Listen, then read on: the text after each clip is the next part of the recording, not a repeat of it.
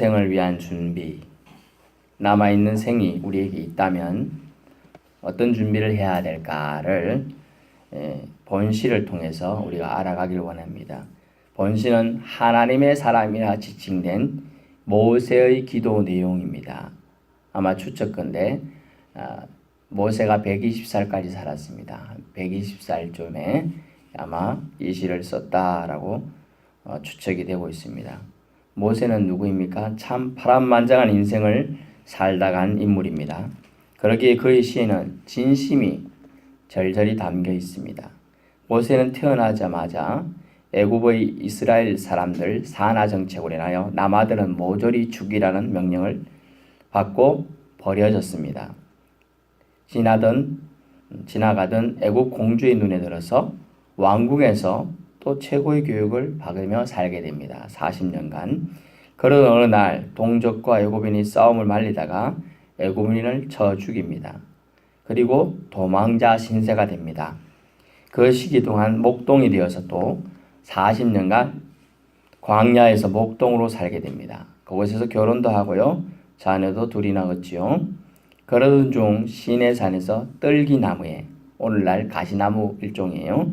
떨기나무에 불꽃을 보게 됩니다. 불꽃이 활활 타는데 나무가 타질 않아요. 신기해서 가까이 가서 보게 됩니다. 하나님의 음성이 들립니다. 네가 발을 딛고 있는 곳은 거룩한 땅이니 네 신을 벗어라 라는 음성을 듣게 되고 하나님을 만나게 됩니다. 그는 그리하여 80세의 부름을 받고 애굽으로 돌아와서 바로에게 이스라엘 백성을 내보내라는 해방, 자유를 주라는 명령을, 하나님의 명령을 전하라는 그 명령을 전달하게 됩니다.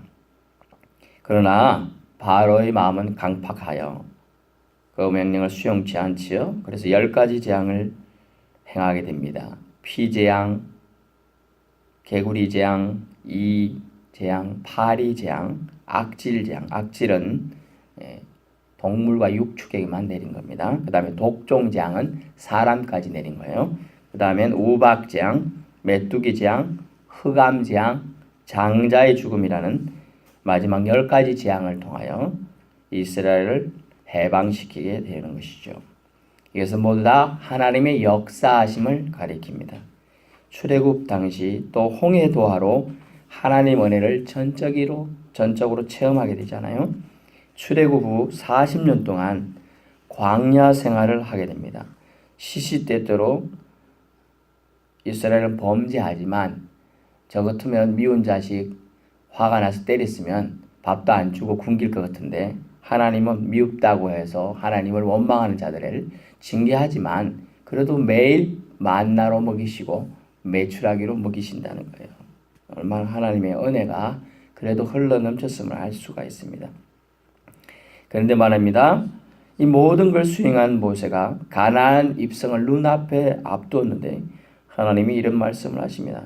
너는 눈으로 볼지어만 그 땅을 밟지 못하리라 라고 했을 때 사실은 여러분 마음은 어땠을까요? 가나안 입성을 위해 젖과 꿀이 흐르는 땅을 위해서 그가 40년간 하나님의 이 직책을 수행했어요. 지도자로서 이끌고 나오고 수행하고 있어요.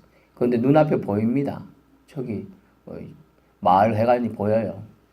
근데 저기까지 땅을 못 밟으리라 그러니까 마음이 썩 좋지 않았을 것 같아요. 제가 사람이라면 자기가 고생은 했는데 그 땅에 가서 누리려고 하는 직전인데 주님이 이렇게 말씀, 너는 보기는 보는데 땅은 밟지 못하고 죽으리라 라고 말했습니다.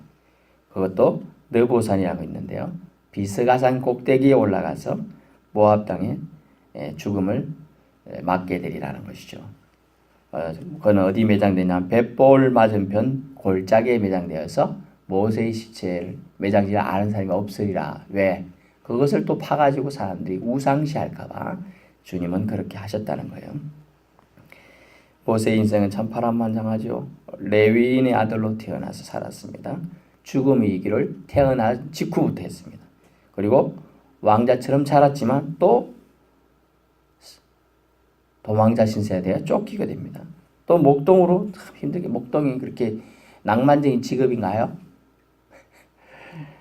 아니에요. 잔잇을 맞아가면 바깥에서 목동 치다 보면 집에 드릴 때 막사에 드릴 때가 몇 날입니까? 다 바깥에 치면 양 옆에서 다 염소 옆에서 그냥 자는 겁니다. 찬이슬 맞아가며 추위 맞아가며 벌레 뜯겨가며 자는 거예요. 좋은 직업이 아니에요. 그리고 그 위에 지도자로서 40년 살지만 사람들이 존경만 했나요? 비난이 얼마나 많은지. 하나님이 너하고만 얘기하느냐? 나하고도 얘기했다? 이러면서 사람들이 대들고, 심지어 먹을 거 안 주면 이제 돌로 쳐 죽여야 된다? 막 이런 소리도 얼마나 많이 듣는지 몰라요. 모세가요. 그리고 마지막에 주님께서는 멋지게 약속 땅 들어가가지고 풍악을 울리면서 지내다가 죽을 줄 알았더니만 그냥 너는 여기서 죽어라. 그리고 매장지 어딘지도 알리지 말고 조용히 죽어라. 그러니까 참. 그런데 그 모든 걸 알면서 이 위대한 이스라엘 지도자는 시를 써서 자기 후손들이 경각심을 갖고 마지막 삶을 준비하길 원했습니다. 그래서 이 시를 쓰게 되었습니다. 생의 굴곡을 오직 순종으로 사실은 그는 통과했습니다. 그는 이 시를 통해 어떤 메시지를 전달합니까? 후회 없는 인생을 후손들아 살거라 라는 거예요. 후손들아 살거라. 왜냐하면요, 오늘 본문의 주 내용이 뭡니까? 인생은 무상하다. 인생은 무상하다. 덧없고 짧다라는 얘기죠. 10절 보십시오. 우리 연수가 70이요 강건하면 80이라도 그 연수의 자랑이 뭡니까? 수고와 슬픔뿐이라는 거예요. 수고와 슬픔. 이때까지 돌아보면 수고한 것밖에 안 나고요. 웃었던 기억보다 슬펐던 기억이 더 많다는 거예요. 그런데 표현이 또 보세요. 신속기간이 우리가 날아가나이다. 다른 표현을 보면 화살보다 빨리 간다 이런 뜻이 화살보다. 여러분 화살 실을 당겼습니다. 놓으면요. 놓았으면 그 잡을 수 있어요. 얼마나 빨리 가는지 잡을 수가 없을 정도로 간다는 거예요. 그러므로 신속히 날아가는 인생 무상하다. 덧없고 짧다는 거예요. 결국 이 말은 뭡니까? 인생은 다 죽는다. 유한하다. 이것은 2절에 산이 생기기 전 땅과 세계도 주께서 조성하시기 전 곧 영원부터 영원까지 주는 하나님이십니다. 라고 말한 영원하신 하나님과 대조를 이루는 거죠. 하나님은 영원하신데 인생은 유한하다. 라는 걸 깨닫게 합니다. 어느 우스갯소리로 이런 말씀을 했어요. 하나님 앞에 천억은 이런 가치도 없지요. 그렇지. 그러면 저 천억만 주세요. 그랬어요. 어떤 사람이. 그랬더니 그리고 이렇게 말했어요. 하나님은. 그러면 너 하나님 앞에 오늘 성경책에 뭐라고 나오는데 천년이 1초 같다 그랬는데 더 짧다 그랬는데 그러면 1초만 기다려라 그랬다는 거예요. 이해 안 되시죠? 천년을 기다리면 천억 준다는 거예요. 하나님한테 1초는 천년 더 되니까. 본문에 보세요. 4절에 주의 목전에 천년이 지나간 어체 같은 한 달 정도밖에 안 되니까 겨우 어제 그냥 하나님 앞에 시간 개념을 우스갯소리는 이해하지 못한 한 사람이 재물을 달라고 얘기한 거예요. 인생은 무상합니다. 그러므로 영원하신 하나님을 깨달아야 한다. 믿어야 한다고 모세는 말하고 있는 거예요. 지금 1절에 보세요. 대대에 주님은 대대에 계셨어요. 대표적으로 아브라함 때에도 계셨죠. 이삭 때에도 계셨어요. 야곱 때에도 계셨고요. 12아들의 때에도 있었고요. 지금 이스라엘 후손이 그렇게 간 70몇 명이 건너갔는데 애굽으로 지금 출애굽할 때 대략 수치가 200만 명이에요. 200만 명. 엄청나죠. 대대 하나님이 살아계셨음을 알 수 있어요. 2절에 산이 생기기 전 땅과 세계도 주께서 조성하시기 전 주님은 계셨죠. 그러면 하나님이 창조하시던 걸 알 수 있어요. 4절에 보면 천년이 목전에는 주님 목전 천년이 어제 같다. 밤의 한순간 밤의 순간으로 나누려면 조금씩 나누는데 뭐 불교 용어지만 인용하면 찰나라는 개념이 있다고요. 찰나. 그 개념 그럼 이해하기 위해서 제가 하는 겁니다. 눈을 한 번 깜빡이는 것보다 더 빠른 개념. 깜빡하는 게 누구 따라 할 수 있어요. 근데 그보다 수백 수천 더 빠른 시간이라는 거예요. 천년이 주님에게는 아무 의미 없는 거예요. 우리가 70년, 80년, 100살을 막 아둥바둥 하지만 어떻게 보면 의미가 없어요. 각 개인별로 보면. 그러나 그것을 하나님 의미 없으면 왜 이 땅에 보냈을까? 그걸 생각해 봐야 돼요. 그걸 생각하는 인생은 무상한 인생이 아니고 의미 있는 존재가 된다는 겁니다. 그래서 그러면 어떻게 우리는 영원하신 하나님을 깨달을 수 있습니까? 이게 중요하죠. 어떻게 영원하신 하나님을 깨달을 수 있습니까? 아무렇게가 아니에요. 삶에 최선을 다하며 살면 깨달아지게끔 은혜 준다는 거예요.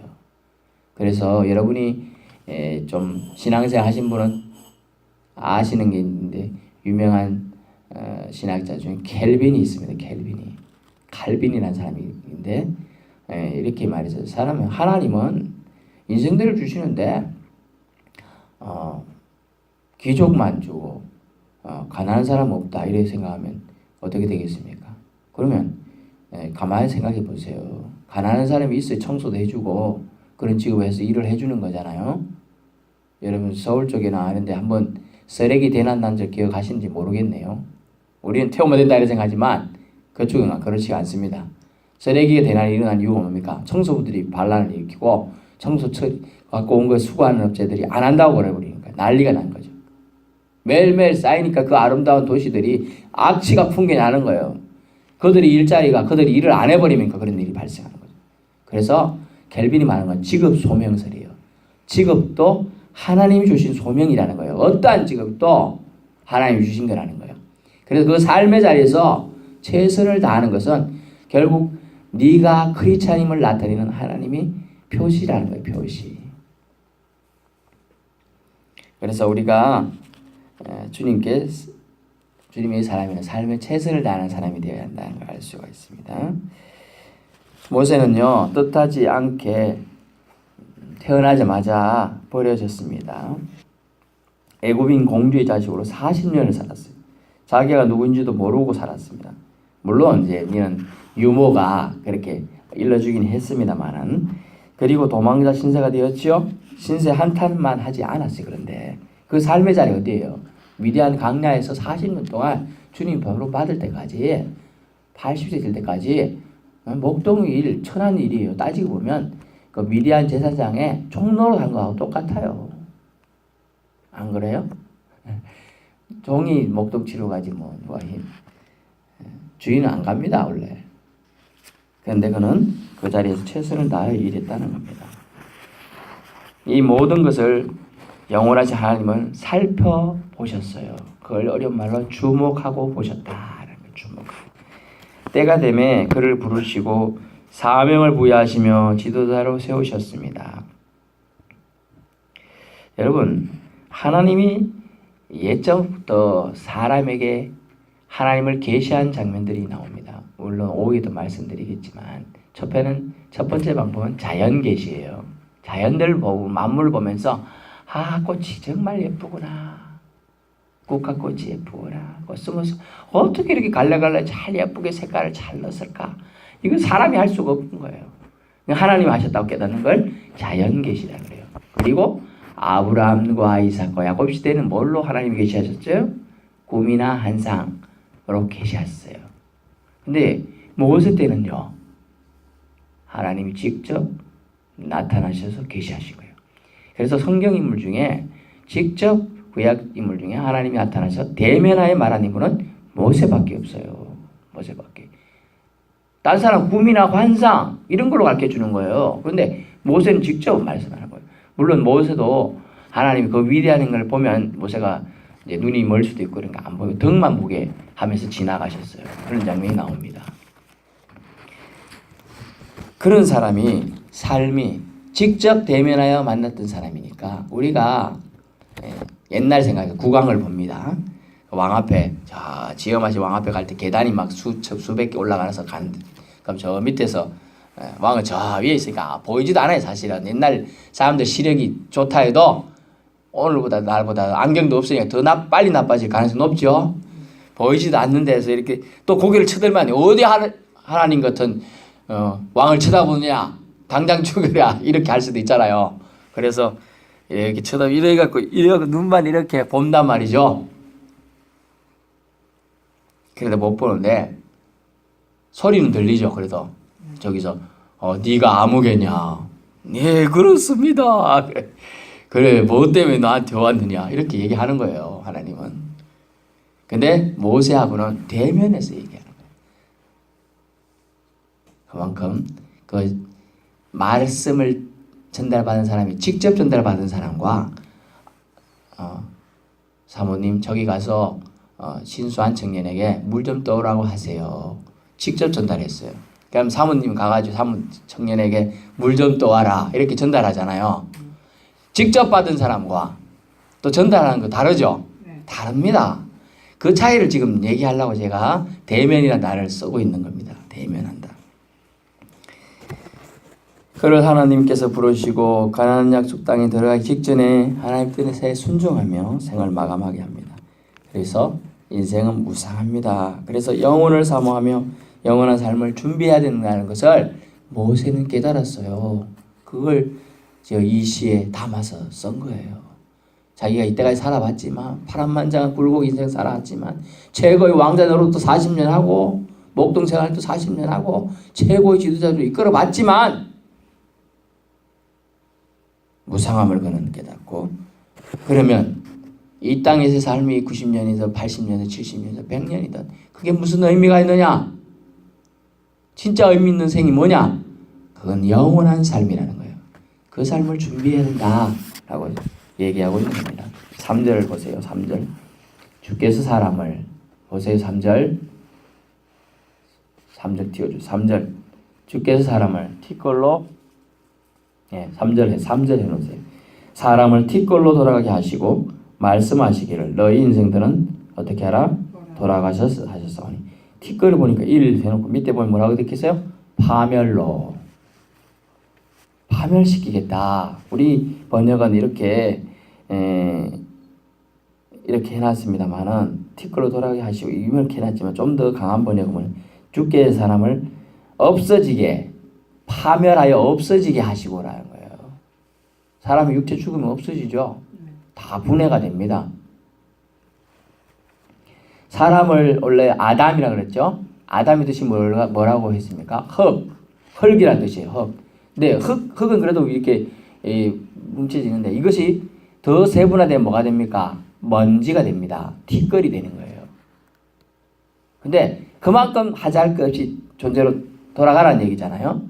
그건 뭡니까? 여기 의미가 있는 거죠.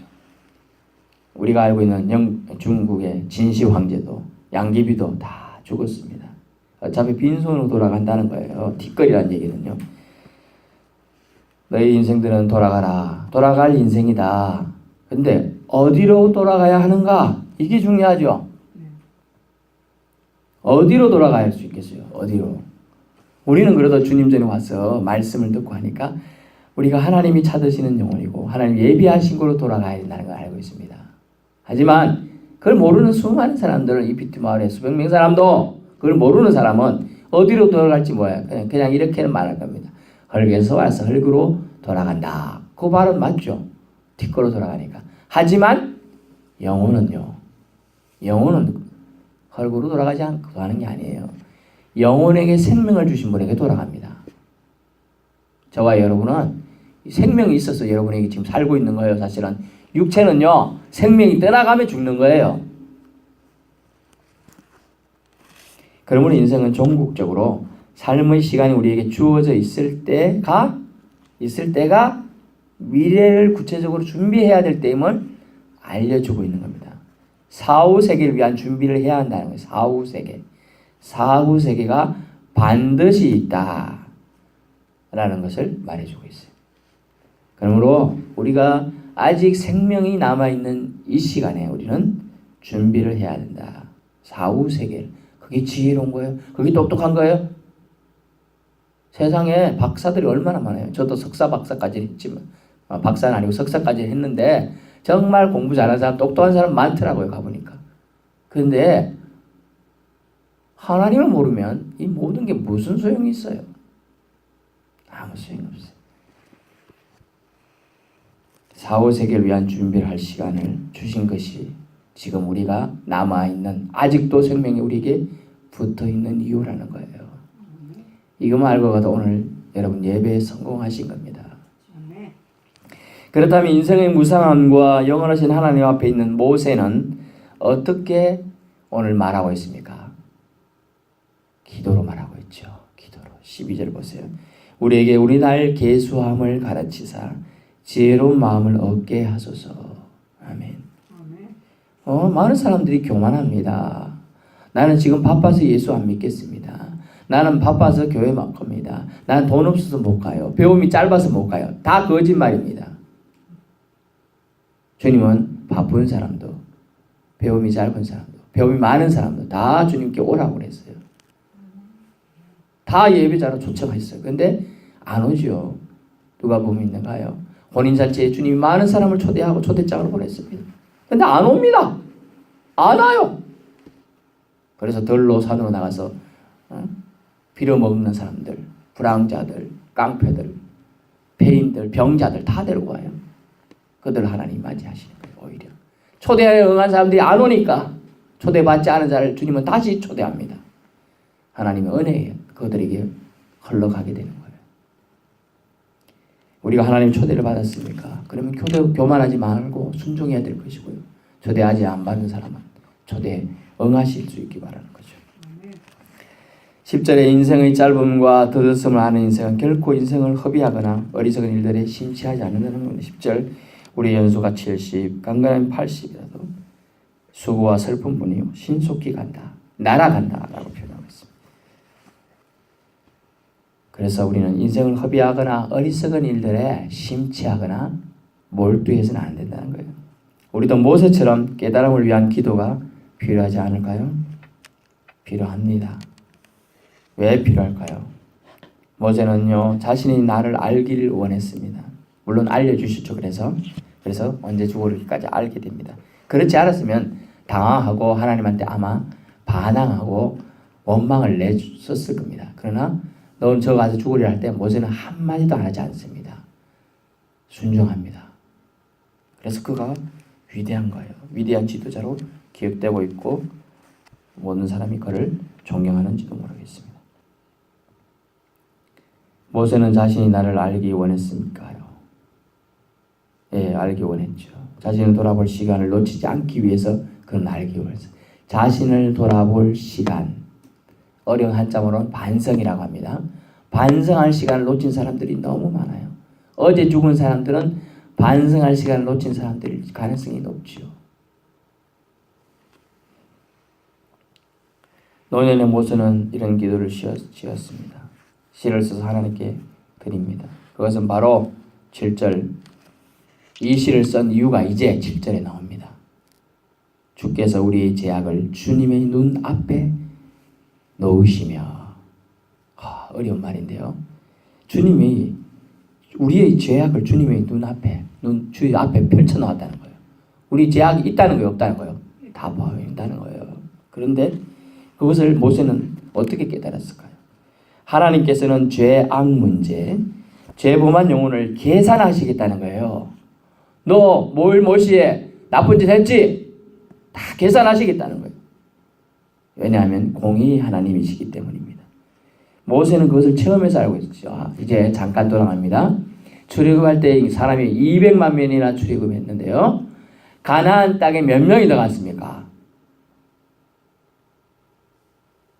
단 3명만 들어간 줄로 믿습니다. 3명. 여호수아 들어갔죠. 그 다음에 누가 들어갔습니까? 갈렙이 들어갔습니다. 또 누가 들어갔어요? 아무도 안 들어갔어요. 사실은 2명이에요. 근데 모세까지 쳐서 3명이라고 하는 거예요. 모세는 그 땅까지 받고 바로 창문 열면 저기 이제 알까요? 거기까지 쳐줘서 3명이에요. 사실은. 광야에서 엎드리지 않은 사람은 3명인데 실제로 들어간 사람은 여호수아와 갈렙 2명밖에 못 들어갔어요. 그 말은 뭘까요? 여러분 다르게 생각해 봅시다. 매일 40년 동안입니다. 매일 하루도 안 빠지고 1시간에 4명씩 죽었다는 거예요. 그러면 자, 이 집에서 죽어서 곡성이 납니까 안 납니까? 또 저 집에 죽었어요. 납니까 안 납니까? 1시간에 4명씩 죽는 걸 모세는 다 들었지 않았을까요? 다 들었어요. 1시간에 4명씩 옆에서 죽어나가는데 오늘 누가 죽었다더나 누구 죽었다. 지금 또 누구 죽었다더나 계속 들었죠.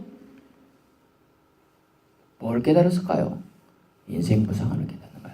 아, 저 인생들이 어떻게 엎드러졌는가. 그런데 주님 뭐라고 했습니까? 출애굽할 때 광야에서 태어난 영혼만 들어가리라 그랬어요. 살아서 애굽에서 태어나서 나온 영혼은 다 엎드러진 거예요. 왜? 죄악 문제를 해결하지 않았기 때문에. 하루에 간음해서 25,000명이 죽었고요. 하나님한테 원망해서 불뱀이 나서 몇천 명이라는 말도 있고 몇만 명이라는 말도 물려 죽었어요. 근데 회개할 때 하나님 또 치유의 방법을 주시고 하잖아요. 죄악 문제를 해결하지 않았기 때문에 결국 우리가 천국 갈 때 가장 문제는 이 광야 같은 인생에서 해결하고 가야 될 것은 죄 문제를 해결하고 하나님한테 해결받고 가야 한다는 거예요. 그래야 우리가 깨끗한 영으로 신광야 뭐 이런 게 아니고 개념이 아니라 정말 하나님이 예비하신 적과 꾸려는 가나안 땅으로 표현된 천국에 입성할 수 있다는 걸 말씀드린 겁니다. 광야 시절 그래서 모세는 그 광야에서 200만 명이 다 2명 자기 빼고서 2명을 외놓고 다 엎드러지는 걸 보고 초상난 걸 다 보고 울음소리를 다 듣고 지냈잖아요. 그 죽을 때 사람 죽었다는 거 아는데 기쁠 사람 몇 번이겠어요? 기뻐요? 아니라니까요. 또 하루는 땅이 갈라져가지고 고라다든 아비람 땅 수만 명이 땅속에 그냥 다 생매장 됐어요. 기뻐요? 아니에요. 자기 말을 안 들었지만 친척이지 않습니까? 친척이에요. 야곱의 12 자식들 아니면 친척 아닙니까? 다 친척이거든요. 미흡더라도 친척이란 말이에요. 그 죽었는데 안 아프겠어요. 아파요. 그걸 다 몸으로 느끼고 체험한 사람이에요. 그 사람이 후손들에게 지금 자기 심정을 토로하며 하나님께 우리에게 우리 날 계수함을 가르쳐 주옵소서. 우리 자신을 돌아볼 시간을 놓치지 않게 해 주옵소서 라고 기도하는 것이죠.